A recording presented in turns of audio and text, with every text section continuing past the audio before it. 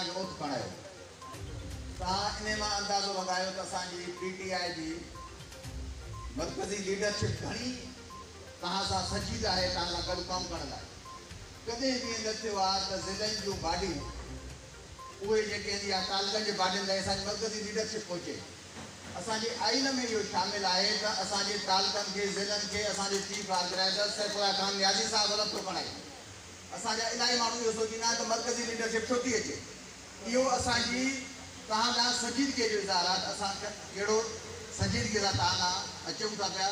ऐं असांखे इहा उमेद आहे तव्हां जेके दोस्त चूंडिजी आया आहियो तव्हां बि इहा महिनत कंदो ऐं तव्हां इन ई संजीदा तरीक़े सां अॻिते वधंदो। पार्टी जो गढ़ आहे हिन शहर में एॾी वॾी तइदाद में प्रोग्राम हिते कयो आहे। साईं खे सैफुल्लाह खान खे दस्तूर ॾियां त हिते सुठो प्रोग्राम कयो आहे। ऐं ॿियो सां बात में हिनखे मुबारकबाद सॼीड़ा अपने साथ खे ॾियां थो। जीअं जल्दी हिकिड़ी बॉडी ठाही ऐं असांजे रीजन में 8 डिस्ट्रिक्ट आहिनि ऐं पहिरियों वाहिद डिस्ट्रिक्ट आहे जंहिं पंहिंजी तनज़ीम मुकमिल कई आहे। ऐं मां हिते पंहिंजे रीजन जा जेके असांजा उहिदेदार आहिनि जेके हिते मौजूदु आहिनि मां हिनजो बि शुक्र अदा थो कयां त हे बि हिननि खे साथ था ॾियनि।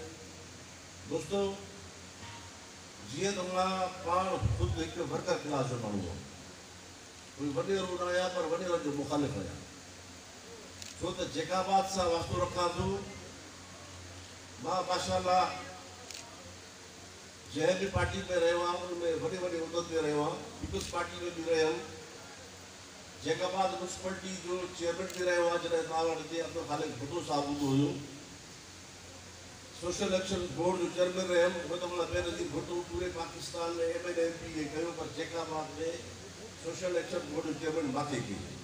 ऐं मां डिस्ट्रिक्ट प्रेसिडेंट बि रहियो आहियां, नून लीग में बि वॾे उहिदनि ते रहियो आहियां। दोस्तों जॾहिं मां डिस्ट्रिक्ट प्रेसिडेंट 93 में बि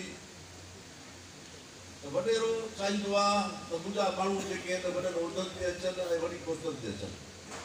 उते जेको जेकाबाद में मुंहिंजो जहिड़ो वॾेरनि सां इहो हुयो